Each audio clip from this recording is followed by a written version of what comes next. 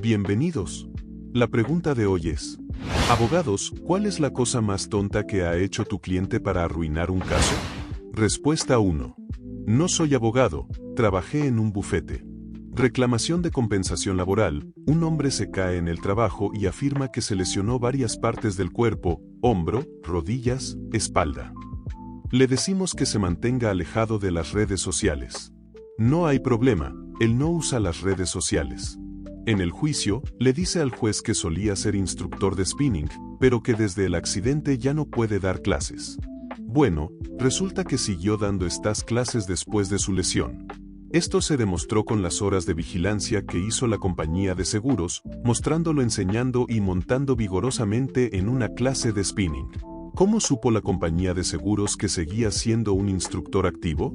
El tipo publicó su horario completo de enseñanza en su página de FB. Su potencialmente muy lucrativa reclamación se convirtió rápidamente en una reclamación de fraude en su contra. Respuesta 2. El cliente le añadió 9 años a una corta sentencia.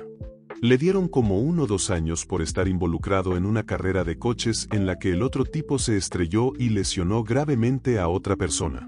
Luego, hacia el final de su corta condena en prisión, intentó escapar, y le dieron 9 años más por fuga de prisión. Se hizo amigo del asesino de John Lennon en la prisión de Nueva York, lo cual fue interesante. Respuesta 3. El cliente estaba siendo demandado y no le gustaba el abogado contrario ni el juez, así que dejó al tribunal un montón de mensajes de voz tan profanos que fue objeto de una audiencia por desacato criminal al tribunal.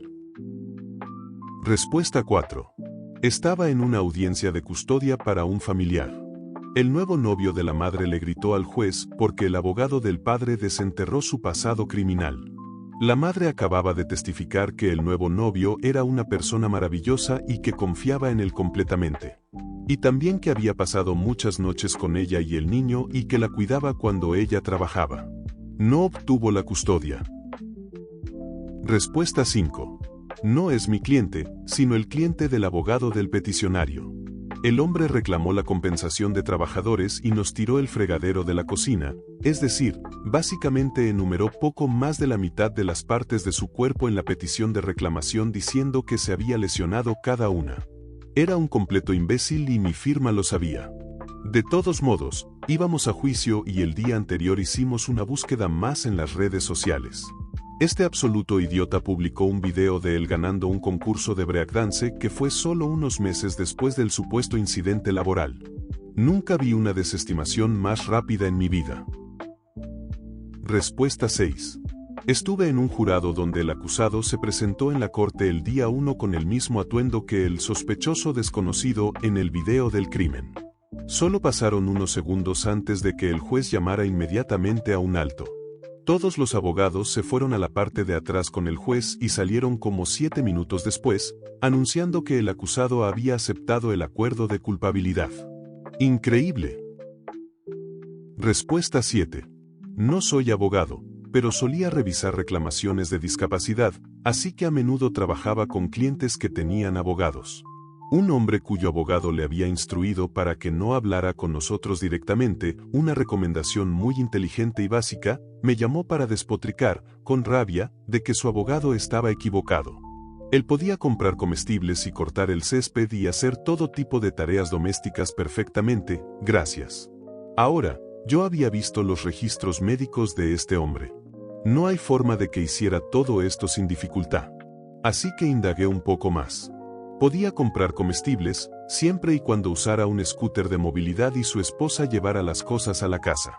Podía cortar el césped, si usaba una cortadora de césped de conducción y tomaba un descanso largo cada 10 minutos más o menos.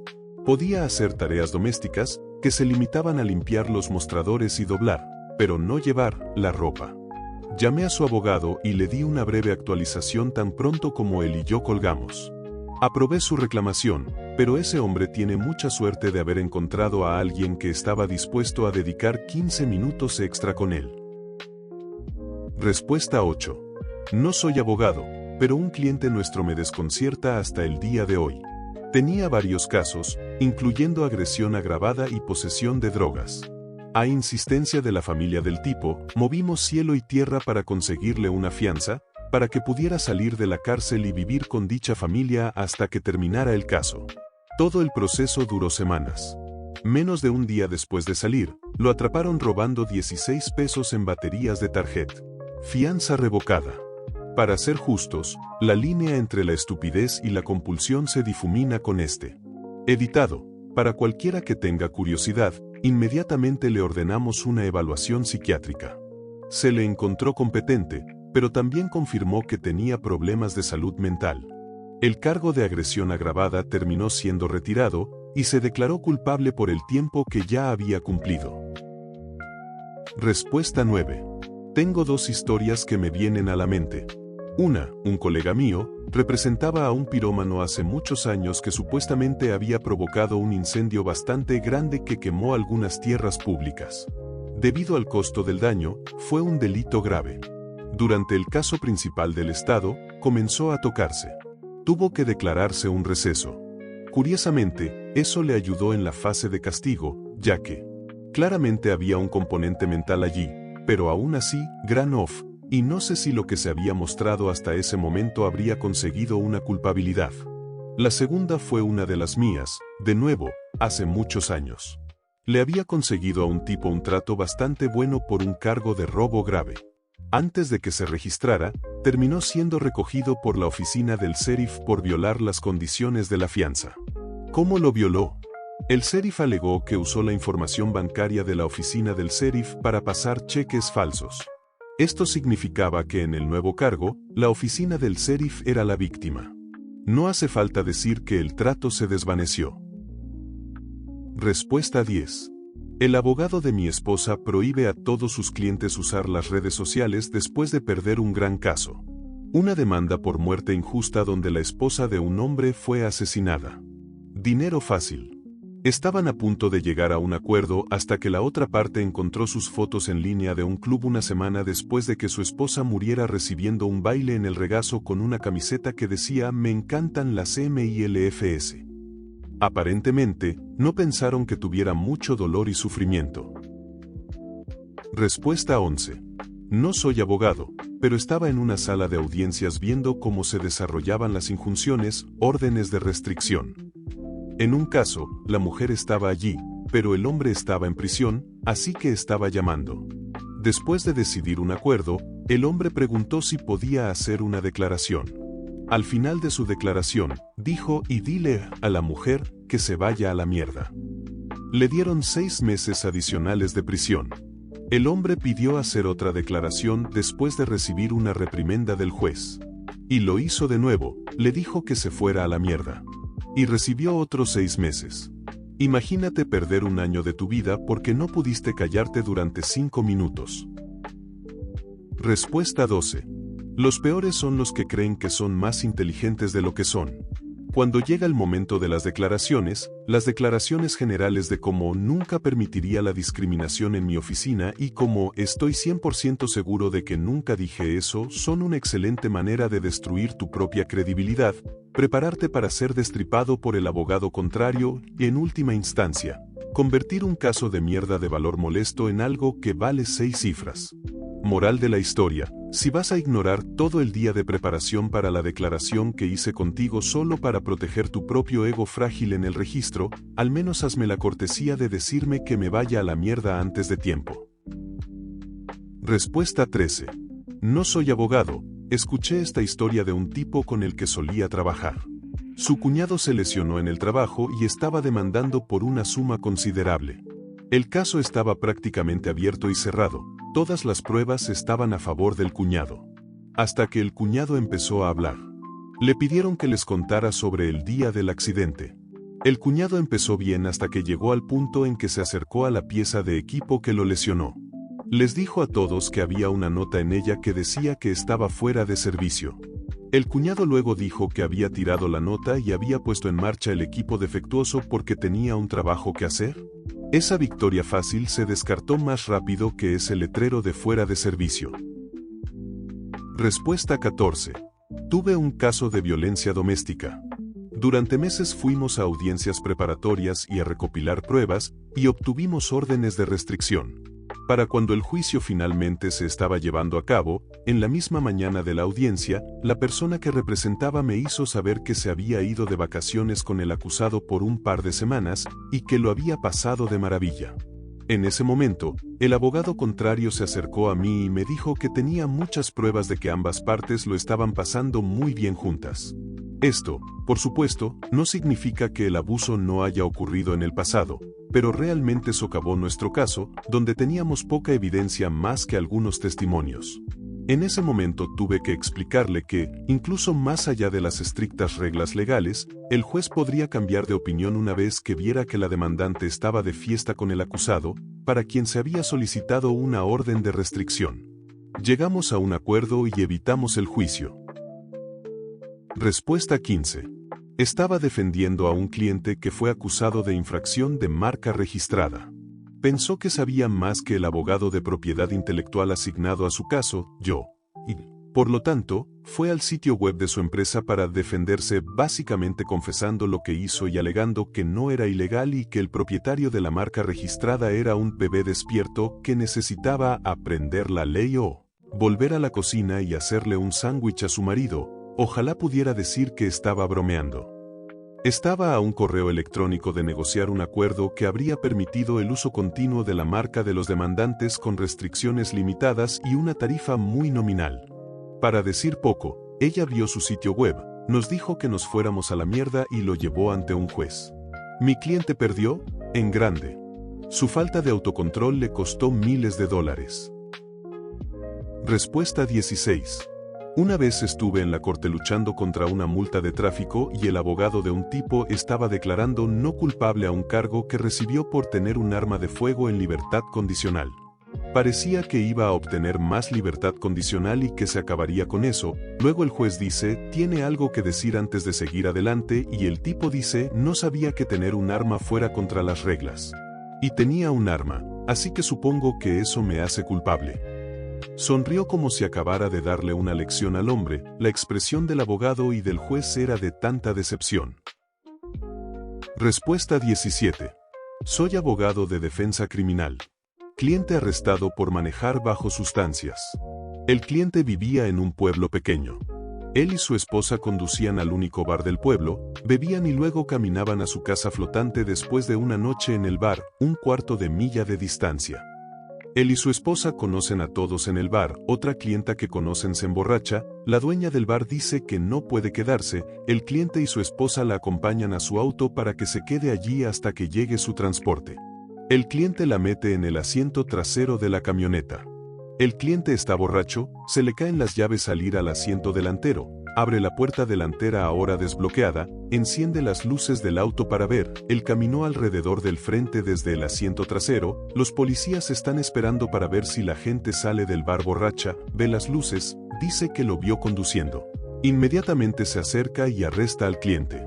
El cliente tiene un cargo por manejar bajo sustancias anterior de hace unos 12 años. El juez estuvo de acuerdo en que no se presentaría, el jurado no lo escucharía a menos que él abriera la puerta.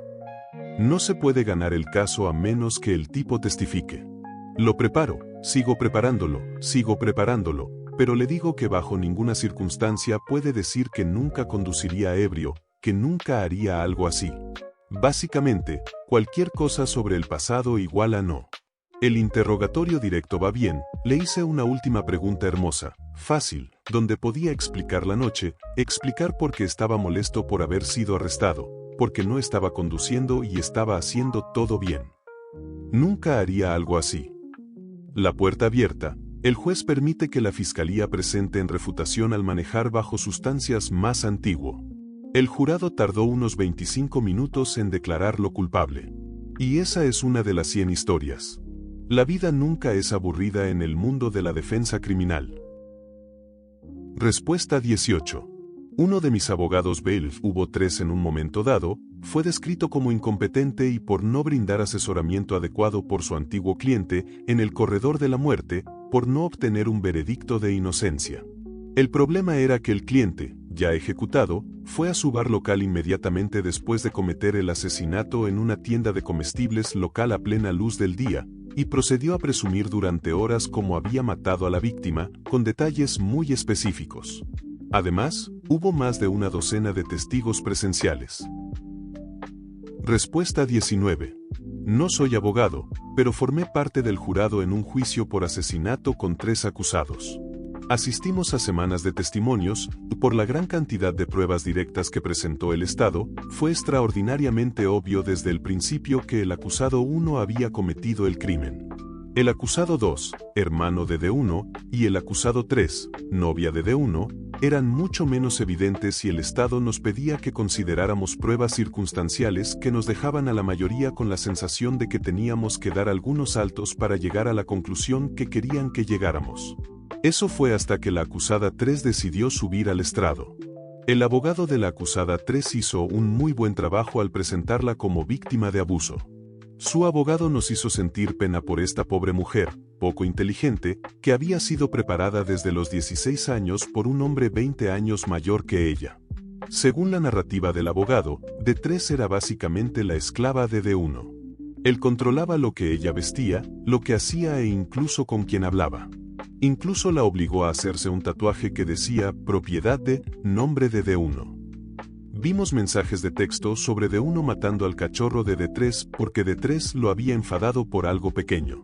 Vimos mensajes de texto de D3 a D1 animándolo después de que él le hubiera enviado fotos de un cuchillo ensangrentado, el arma homicida, pero el abogado de D3 nos hizo cuestionar si esas palabras eran solo su forma de interpretar el papel de pareja de apoyo para que D1 no fuera tras ella después. Empezamos a creer que estaba aterrorizada por su propia seguridad y que por eso no denunció a su novio. Quiero decir, claramente este hombre era un maníaco y parecía razonable que ella simplemente no supiera cómo escapar de él. Luego, los abogados de los otros acusados y el fiscal la destrozaron en el interrogatorio. La hicieron parecer discutidora, la hicieron tropezar en múltiples mentiras y, cuando terminaron, basándose en su propio testimonio, quedó bastante claro que de hecho conocía a la víctima y que había sido ella quien había planeado todo el asesinato. Incluso empezamos a sentir que probablemente ella manipuló a D1 más de lo que él la manipuló. Los otros acusados no subieron al estrado.